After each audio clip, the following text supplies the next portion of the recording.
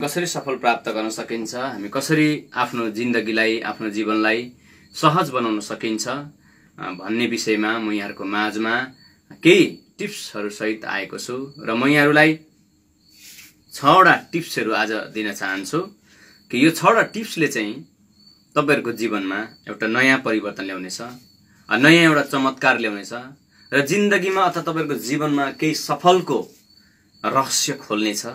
यदि तपाईहरुले आज मैले दिएको यो 6 वटा टिप्स चाहिँ तपाईहरुले प्रयोग गर्नुभयो भने परमेश्वरको वचनमा हामीलाई धेरै कुराहरु येशू ख्रीष्टले दृष्टान्तद्वारा भन्नुभयो अनि उहाँले उखानद्वाराहरु भन्नुभयो र उहाँले जहिले पनि हामीलाई उहाँले मानिसहरुलाई जहिले पनि आफ्नो तहमा राखेर उखानहरु भन्नुभएको कुराहरु हामीलाई थाहा छ। यसकारण म यहाँहरुलाई भन्न चाहन्छु, यदि तपाईहरु साच्चै सफल हुन चाहनुहुन्छ, यदि तपाईहरु साच्चै नै तपाईहरु एकदम लक्ष्यप्रति तपाईहरु केन्द्रित बन्न चाहनुहुन्छ भने आज तपाईहरुले यो 6 वटा टिप्स चाहिँ तपाईहरुले प्रयोग गर्नुहोस् अनि हेर्नुहोस् तपाईहरुको जीवनमा कसरी आशिष आउँछ, कसरी समृद्धि आउँछ र कसरी तपाईहरु समृद्ध बन्नुहुन्छ र तपाईको परिवारमा कसरी खुशी आउँछ। हामी यो कुरा सिक्ने छौं र यो कुरा प्रति हामी चर्चा गर्ने छौं।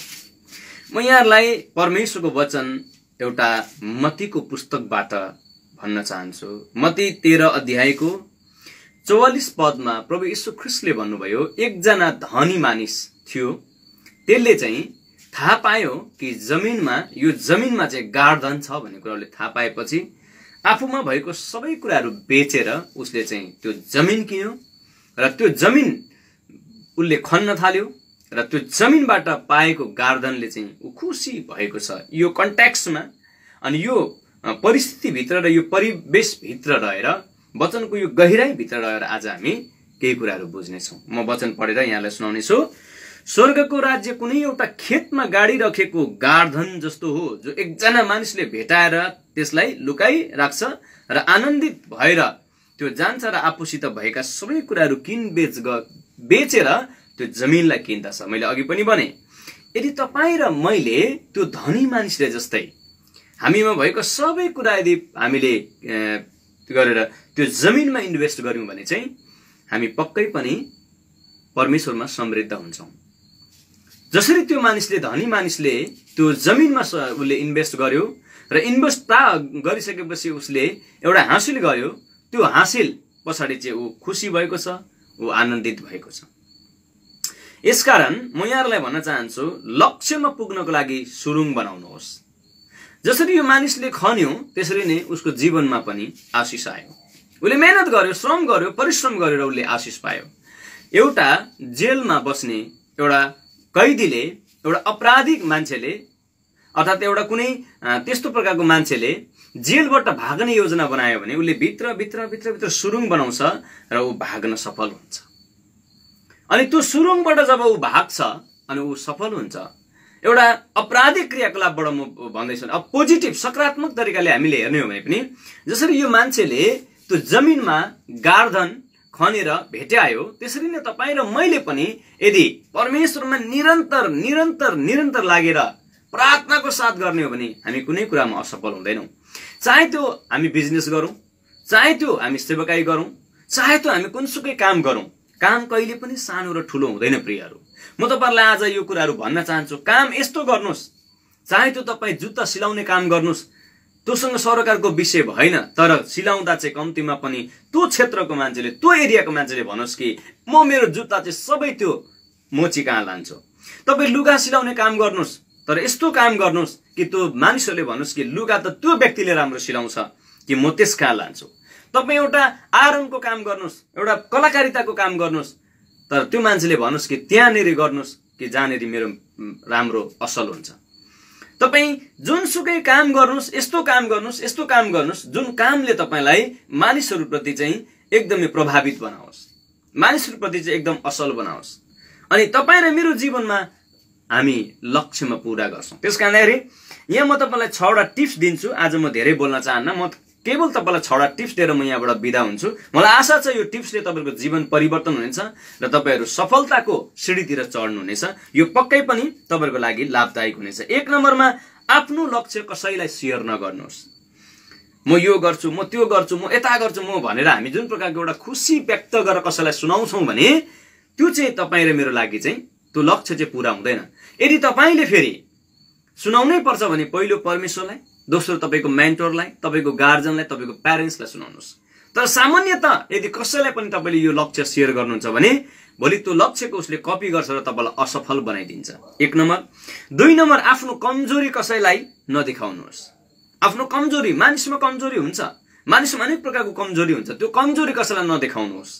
तर देखाउनै पर्छ, भन्नै पर्छ भने तपाईँले पहिला परमेश्वरलाई भन्नुहोस्, दोस्रो आफ्नो मेन्टरलाई, आफ्नो गार्जियनलाई, आफ्नो प्यारेन्ट्सलाई भन्नुहोस्। तेस्रो, तपाईँको आर्थिक सम्बन्धी कसैलाई पनि सेयर नगर्नुहोस्।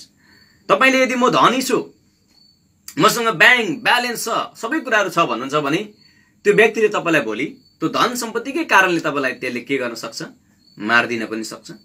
तपाईँले उसलाई पैसा दिनु भएन भने तपाईँसँग ऊ रिसाउन पनि सक्छ, चित्त दुखाउन पनि सक्छ, तपाईँसँग दुश्मनी मोल्न पनि सक्छ। तर तपाईँसँग फेरि धन सम्पत्ति छैन भने यो पनि म जस्तै त रहेछ, सामान्यता रहेछ, यसको पनि केही रहेन रहेछ, यो पनि म जस्तै लफुङ्गा रहेछ, म जस्तै व्यक्ति रहेछ भनेर तपाईँलाई उसले नजरअन्दाज गरिदिन्छ र तपाईँका कमजोरीहरूमाथि उसले प्रहार गर्न थाल्छ। यदि तपाईँ त्यो विषयमा तपाईँ गर्नुहुन्छ भने तपाईँको पहिलो परमेश्वर, दोस्रो मेन्टर, गार्जियन र प्यारेन्ट्स, यतिलाई तपाईँले भन्न सक्नुहुन्छ। र अर्को 4 अर्थात् चौथो कुरा चाहिँ हो आफ्नो पारिवारिक समस्या कसैले नसुनाउनुहोस्। तपाईँको घरमा के हुन्छ, तपाईँको घरमा के गर्नुहुन्छ, तपाईँका घरका परिस्थिति कस्ता छन्, तपाईँको घरका समस्या कस्ता छन्, तपाईँको घरमा के खालका परिस्थिति छन्, त्यो तपाईँले सबैलाई सुनाउनुपर्छ, सबैलाई भन्नुपर्छ, आफ्नो साथीहरूलाई सेयर गर्नुपर्छ भन्ने छैन। त्यो तपाईँले नगर्नुहोस्। यदि तपाईँ गर्नु नै हुन्छ भने त्यसको विकल्प खोज्नुहुन्छ भने तपाईँले परमेश्वर कहाँ जानुहोस्, मेन्टर कहाँ जानुहोस्, गार्जियन कहाँ जानुहोस्, प्यारेन्ट्स कहाँ जानुहोस्। उसले तपाईँलाई दिशानिर्देश गर्छ, उसले तपाईँलाई गाइडेन्स गर्छ, उसले तपाईँलाई सही सल्लाह दिन्छ, उसले तपाईँलाई नेगेटिभ कुराबाट पोजिटिभतिर लैजान्छ, किनभने यो तपाईँको लागि सत्यता र सफलताको साबित बन्न सक्छ। र अर्को कुरो, 5औं कुरा म तपाईँलाई भन्छु, यदि तपाईँ सफल बन्न चाहनुहुन्छ भने कसैको निन्दा नगर्नुहोस्, कसैको आलोचना नगर्नुहोस्, हैन, कसैको ब्याकब्याटी नगर्नुहोस्। यदि कसैको कमजोरी बताउन चाहनुहुन्छ भने उसको पछाडि होइन, अगाडि गएर उसलाई भन्नुहोस् तपाईँको कमजोरी यो छ भनेर उसलाई गाइडेन्स गर्नुहोस्, उसलाई निर्देशन दिनुहोस्, उसलाई सल्लाह सुझाव दिनुहोस्। तर त्यो मान्छे यस्तो, त्यो मान्छे फल्ना, त्यो मान्छे चिल्ना, त्यो मान्छे ढिस्का भन्न थाल्नुभयो भने त्यो मान्छे तपाईँदेखि के गर्न थाल्छ, रिसाउन थाल्छ। यसरी नै तपाईँको हेबिट, आदतहरूले गर्दाखेरि तपाईँ बिस्तारै बिस्तारै आफ्नो लक्ष्यतिर चाहिँ तपाईँ जान सक्नुहुन्न। यदि तपाईँ सफल हासिल गर्न चाहनुहुन्छ, आफ्नो लक्ष्य प्राप्त गर्न चाहनुहुन्छ भने यो कुरा गर्नुहोस्। अर्को 6औं लास्ट एकदम महत्त्वपूर्ण र एकदमै महत्त्वपूर्ण चाहिँ हो धन्यवादी हुनुहोस्। परमेश्वरलाई धन्यवाद दिनुहोस्। प्रभु तपाईँले मलाई धन्यवाद, तपाईँले मलाई यो जीवन दिनुभयो, तपाईँले मलाई यो प्राण दिनुभयो, संसारमा रहन बस्न दिनुभयो, तपाईँले मलाई हावा पानी दिनुभयो, यति राम्रो प्राकृतिक जीवन दिनुभयो, तपाईँले मलाई कति असल दिनुभयो। म दिनरात परमेश्वर तपाईँलाई धन्यवाद दिन्छु। धन्यवादी हुनुहोस्। मानिसले तपाईँलाई हैन केही गरे भने धन्यवाद, हरेक चिजमा धन्यवाद। कसैले तपाईँलाई गिफ्ट उपहार दिन्छ त्यहाँ धन्यवाद दिनुहोस्, कसैले तपाईँलाई धोकाधडी गर्छ त्यहाँ धन्यवाद दिनुहोस्। हरेक क्षेत्रमा, हरेक पल, हरेक समय, हरेक टाइम तपाईँ थ्याङ्क्सफुल हुनुहोस्, धन्यवादी हुनुहोस्। त्यसले तपाईँलाई अझ के बनाउँछ, म्याचुरिटी बनाउँछ, परिपक्व बनाउँछ, नम्र बनाउँछ, हम्बल बनाउँछ, अनेस्टली बनाउँछ, इमान्दारी बनाउँछ र तपाईँ एक दिन आफ्नो गोलप्रति तपाईँ सफल हुनुहुन्छ।